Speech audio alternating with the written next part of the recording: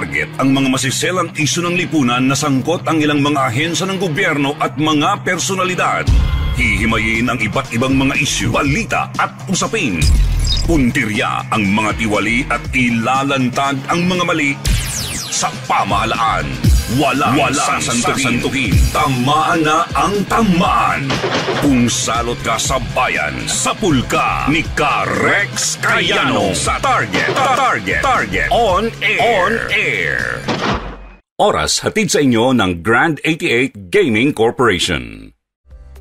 Panatilihing masaya ang paglilibang, magtakda na oras at limitahan ang gastos sa paglalaro. Huwag magsugal kung nalulungkot. Huwag hayaang makasira ng buhay at pamilya. Para sa impormasyon ukol sa responsible gaming, tumawag lamang sa hotline number 02-8404-0171 o bisitahin ang www.casinofilipino.ph. Isang mensahe mula sa PAGCOR.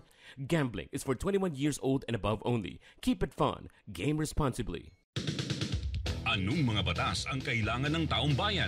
Anong mga proyekto ang nakapila para sa distritong kanilang nasasakupan? Ang mga kasagutan sa inyo sa House Represent dito sa Target On Air. Ito ating kausapin, yung suki natin si ACT Teacher Barteles, si Congresswoman Francia Castro. Congresswoman Castro, magandang hapon po. Magandang hapon, Karex, at sa inyong mga taga-subaybay. Okay, ma'am, at salamat po sa pagunlak po sa tawag natin. Ma'am, ano po itong House Resolution 1541 para imbestigahan yung mga signature buying na naiulat po sa inyo?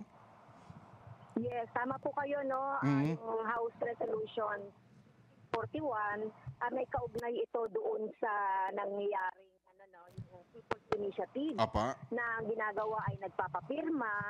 May mga nag-gather po tayong mga reports from Quezon City, Tarlac, Caloocan, Valenzuela na ginagamit po yung mga programa ng gobyerno. Like yung sa DSWD, yung payout at saka itong tupad, yung AIX, at saka iba pa pong mga pamamaraang like magbibigay daw ng 2,000, 100 pesos. So yun po yung ating iimbestigahan.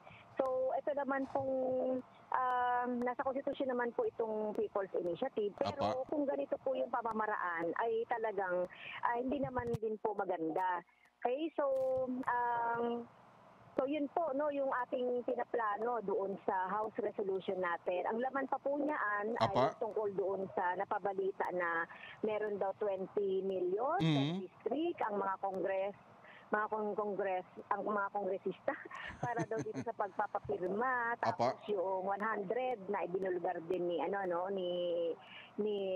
Representative Lagman, tapos yung pagdaragdag po ng budget ng COMELEC from 2 billion to 14 billion na po yung tungkol dito sa pagdaraos ng mga plebiscite, election, referendum, etc. At saka ito po yung pirma. Etong grupong pirma din sa kanilang ad, kung talaga po bang nanggaling sa private fund ito o galing sa public fund yung ginamit dito sa advertisement. Dito pala sa House Resolution na 1541 na pinag-uusapan natin, kumbaga marami po nakapaloob dito. Pero may mga ilang congressman na umalma po sila na sinasabi, teka, wala naman po nilalagak na pondo sa amin, doon po sa mga 20 million, sa mga bawat district congressman. Ang tanong po doon, Congresswoman Castro, saan po nanggaling yung datos na yon? Well, ito nga, kaya gusto nating malaman po, no, dahil ito po ay, itong katulad ng 20 million per congressional district daw. Ito, sinabi ito ni Senator Amy Marcos na yun yung nakalat niya. Kaya gusto nga natin pong mag-probe, imbestigahan kung talagang totoo nga ba ito o gawa-gawa lang ito. Diba? So talagang kailangan talaga nating imbestigahan ito. At kahapon kausap din namin si Congressman Romeo Acop, nag-text po sa aking Viber at sabi nga niya kung may mga kasamaan po kayo sa media, pwede kayong magtanong, mag-interview doon sa kanyang distrito at wala daw nagaganap regarding po doon sa kapalit po doon sa pagpirma kasi may mga marami nagtatanong na ano ba nilalaman na itong pinipirma na ito? Kasi nangyayari pala dito, Congresswoman, kumbaga, ginagawan door-to-door ng mga bawat barangay, yung mga leader po nila. Yes, oo, tama po, no? At ito nga, meron nga akong nakita rin na, parang sa chat group, na talagang pinapapirma, pagkatapos daw pumirma po ay kinukuha yung mga detalye para daw sa payout. O, diba, ang payout kasi naririnig ko yan sa mga 4Ps. Yung AX ng DSWD. Oo, yung AX ng DSWD. Panahon naman po talaga ngayon ng kuhanan ng ng mga benefits up to 4Ps. Kumbaga, hindi pa man pinag-uusapan yung People's Initiative na yan. Talagang nasa programa naman po ng national government yan. Kaya nga nagpaliwanag po dyan ng DSWD, di ba?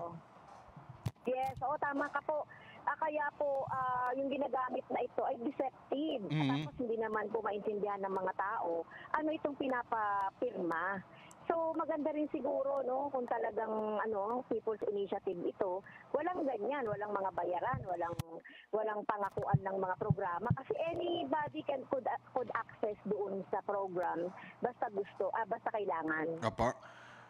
Meron po ba kayong timetable po dyan para paimbestiga na po yan kung bagay umusad na? Well, siyempre po itong January 22 po yung balik namin sa House of Representatives. So siyempre mag-ano pa rin po yan sa rules. Diba? Kung na nila yan, ipapa-hearing na nila yan doon sa Committee on Suffrage. So, depende po yun sa leadership kung ipaprioritize. Opo, at kung susuporta din po ng mga kapwa niyo po mambabatas. Yes, opo, oo. Tingnan po natin kung talagang kung paano uusad ito. So hopefully po para matigil na rin po itong mga ganitong mga anomalous na mga activity. Mas maganda po yun kasi halos laman ngayon ng mga social media, mga news, or yung People's Initiative na yan, na meron naglalagak ng pondo, napakaganda talagang paimbisigan para malaman natin kung saan nanggaling at nagmula o kung sino man nagpopondo po dyan. Opo, tama po yan, Karek.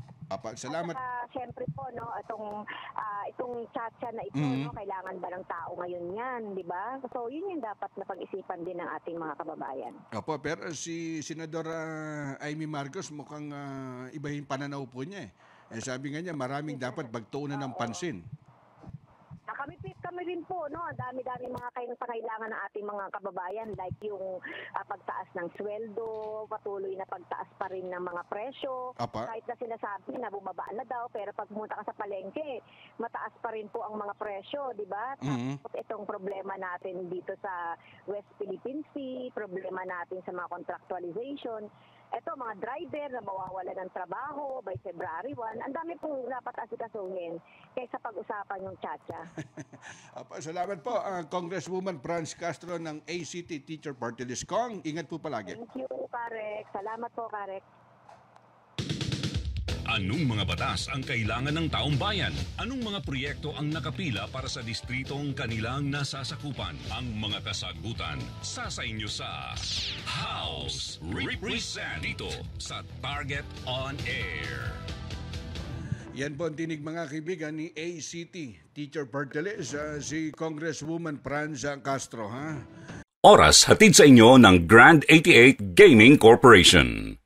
Sumainyo ang isa na namang makabuluhang edisyon ng Target on Air. Kasama si Rex Kayanong. Abangan muli bukas alas 3 hanggang alas 4 ng hapon. Kung salot ka sa bayan, ikaw ang isusunod ni Rex Kayanong na Target on Air.